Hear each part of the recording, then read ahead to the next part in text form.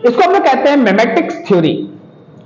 धर्म को मेमेटिक्स के लेंस से अगर देखिएगा ना तो ये एक सामाजिक और सांस्कृतिक विचार वायरस के रूप में दिखाई देता है। मेमेटिक्स की दृष्टि में धर्म का एक ऐसा जटिल विचार तंत्र है जो हजारों सालों से मानव समाज में स्वयं को सफलतापूर्वक प्रसारित और कायम रखा है। इसको समझना थोड़ा मुश्किल होता है, बट आप सोचिए, आपका जब जन्म हुआ था तो उस समय आप किस धर्म के थे? कोई ये बोल सकता है कि जो हमारे पेरेंट्स का धर्म था वही मेरा धर्म था, बट वो तो आपको नाम और आइडेंटिटी में काम आएगा ना। बट एक्चुअली आप अंदर से क्या थे? सोचिए।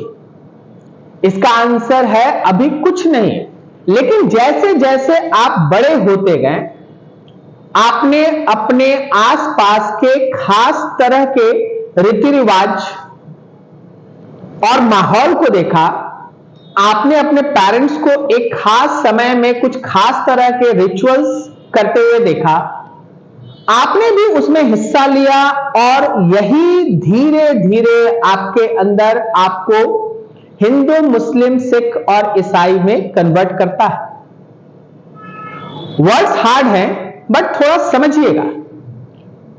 एक हिंदी मूवी आई थी अमर अकबर एंथोनी, उसमें ये तीनों किरदार, मान लीजिए अगर एक ही मां के 3 बच्चे थे और बचपन में बिछड़ जाने की वजह से ये तीनों अलग अलग परिवेश में अगर बड़े हुए, तो एक हिंदू के हिसाब से अमर बन गया, एक मुस्लिम के हिसाब से अकबर बन गया और एक ईसाई के हिसाब से एंथोनी बन गया। अब बताइए इन तीनों में से धर्म किसका है, जबकि तीनों की मां तो एक ही थी? सोचिएगा इस पर बहुत ध्यान से। उनके परिवेश के अनुसार उनके विचार डेवलप हुए और फाइनली वो उसी धर्म के होके रह गए। This is called मेमेटिक्स।